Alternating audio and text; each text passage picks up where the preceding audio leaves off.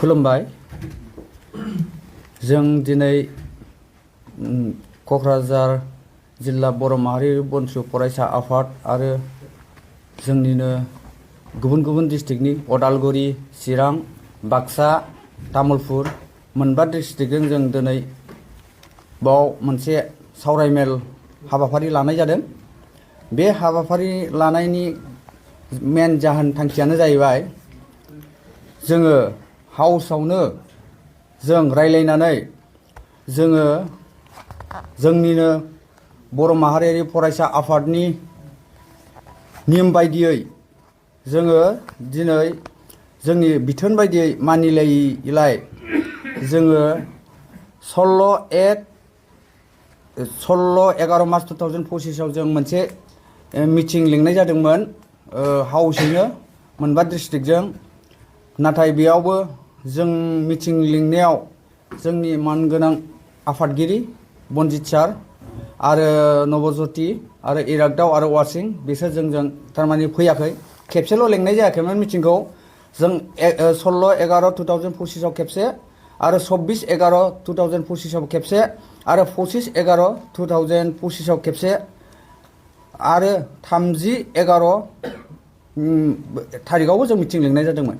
नाथाय मा रिजननि थाखाय बा मा जाहोननि थाखाय जों थारमाने सावरायनो फैयाखै जों बेखौ मिन्थिनो मोनला। जों दिनैसिमबो नुजाफैयाखै आरो जों मोजां गाज्रि खोथाबो रायलायफैयाखै मा रिजननि थाखाय।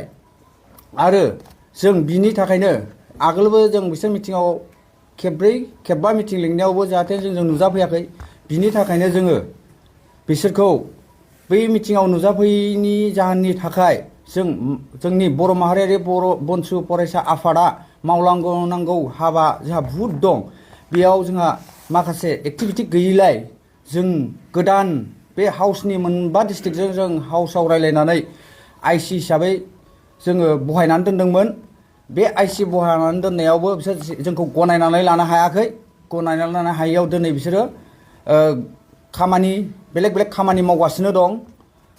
दा जों बिनि थाखायनो दिनै मोनबा डिस्ट्रिक्टजों जों डिसिसन लानानै जोङो बे साब्रै मानसिखौ जों डाइरेक्ट एक्सपेल खालामनाय जाहैबाय। बनजित मन्जिल सार आरो नबज्योति सरगयारि जेनेरेल सेक्रेटारि सेन्ट्रेलनि आरो इरागदाव नार्जारि आरो क'क्राझार डिस्ट्रिक्टनि प्रेसिडेन्ट वासिं बसुमतारी बिसोर साब्रैखौ जोङो एक्सपेल खालामनाय जाहैबाय। संबिधाननि बायदि खोथा मानिनि थाखाय जों बिसोरखौ एक्सपेल खालामनाय जाबाय।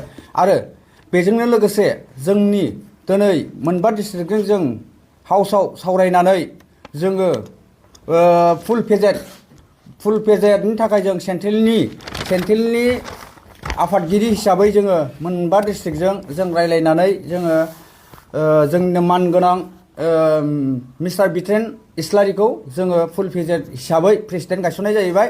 आरो क'क्राझार जिल्लानिनो थागिबि सानसुमा बसुमतारीखौ सेन्ट्रेलनि जीएस हिसाबै जों गायसननाय जाहैबाय। आरो मिस्टार जन बसुमतारीखौ भाइस प्रेसिडेन्ट आरो मिस्टार बिलाराम बसुमतारीखौबो भाइस प्रेसिडेन्ट आरो दैमालु बसुमतारीखौ जों क'क्राझार डिस्ट्रिक्टनि प्रेसिडेन्ट हिसाबै गायसननाय जाहैबाय फुल पेजेटनि थाखाय। आरो क'क्राझार जिल्ला बंसु बर' माहारि फरायसा आफादनि गाहाय नेहाथारि हिसाबै हाउसआ आंखौनो श्री सन्जय कुमार ब्रह्मखौनो जेनेरेल सेक्रेटारि दोननाय जाबाय।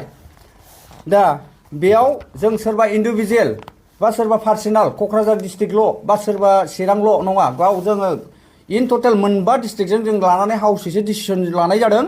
आरो बेयाव बयबो डिसिसननि गेजेरजोंसो जों बेखौ एक्सपेल खालामनाय जादों। आरो जों बेयाव सोरबा इन्डिभिजुवेल पार्सनेलै जों गोसो जानानै खालामाखै। बेयाव जों इन्टेलेक्सुयेल मिट खालामनानैबो जों इन्टेलेक्सुयेलफोरजोंबो जों सावरायनानै बे हाबाफारिखौ जों लानाय जादों। आं बेखौनो बुंनानै आं क'क्राझार जिल्ला बर' माहारि बंसु फरायसा आफादनि गाहाय नेहाथारि जानानै आं बे बिबुंथिखौ होनानै आं बेखिनियावनो फोजोबनाय जाबाय। खुलुमबाय।